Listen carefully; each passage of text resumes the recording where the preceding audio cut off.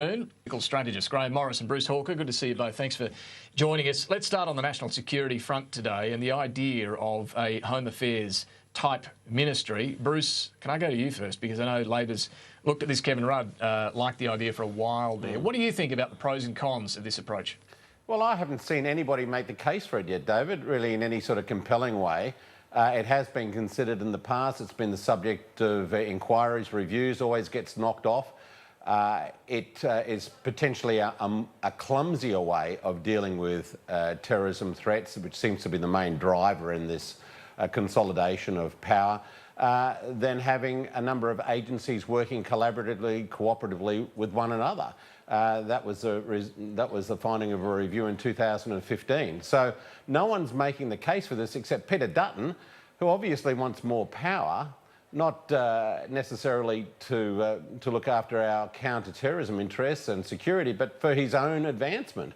And I can't see any other reason that Turnbull would be considering this other than it is trying to appease Turnbull, trying to appease Dutton, who clearly has ambitions beyond his present position. Well, Grahame, is this simply appeasement of Peter Dutton and a promotion for him? I mean, there's surely more to it if the government goes down this path. Yeah, and we've been talking about it for a long time.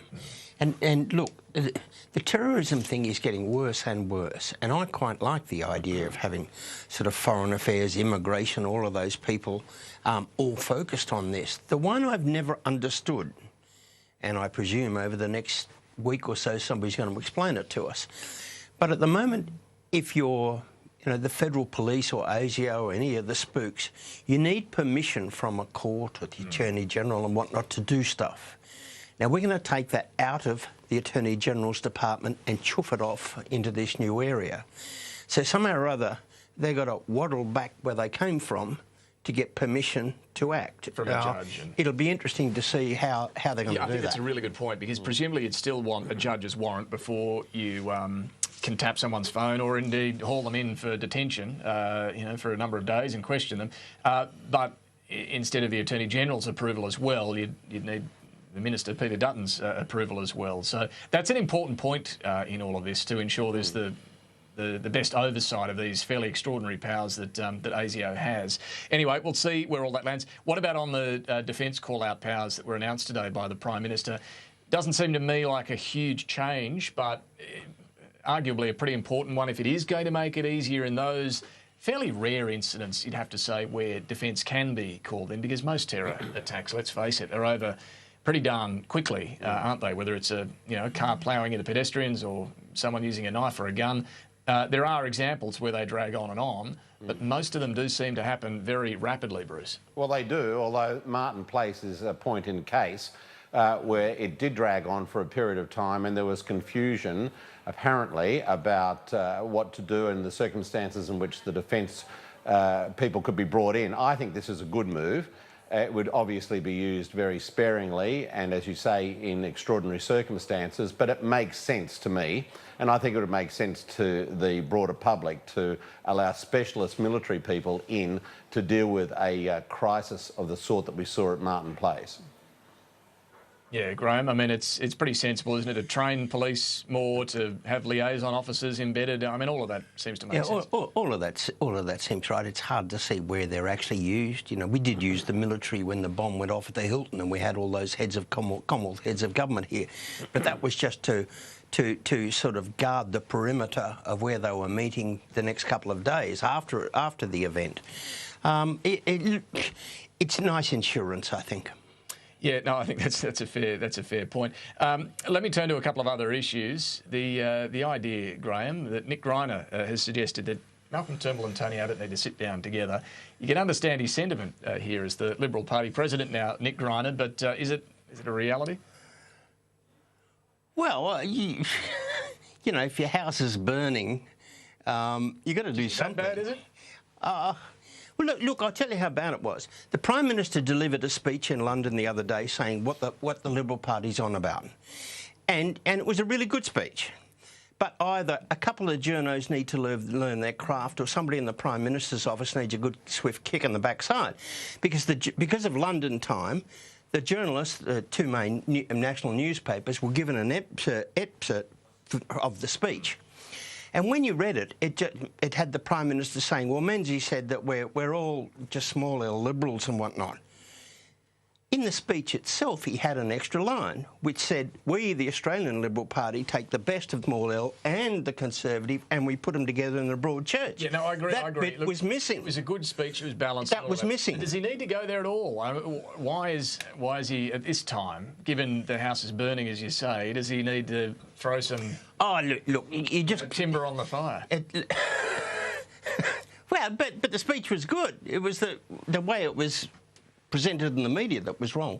Even Eric Abetz, when he read the speech, said it was a good one. But look, the idea, Nick Greiner, is he's come in and almost week one he said he's had a look at the problem. You know, was it news that, hey, if you don't do something about disunity, you're going to lose? You know, it would have been bigger news if you said, look, keep being disunited and you'll win, fellas. Bruce, you're going to test it. It's a good idea for somebody to do something. Nobody's quite sure what. Yeah, I mean, I don't know, Bruce. Any free advice from someone who's been through it all? Tell him he's dreaming. Nick Greiner really is a dream weaver in chief on this one. It'll keep playing out, this one, and of course it should not. It's true that disunity is death, and we've seen it played out on numerous occasions in Australian politics. But it does not stop ideologues in the Liberal Party and sometimes in the Labor Party as well, pursuing that sort of division in order to win Pyrrhic victories inside their own parties. And I think that's what we're seeing with the Abbott forces right now. You know, they may well succeed in ousting Turnbull and installing a Conservative in his place, but it will be at a huge cost.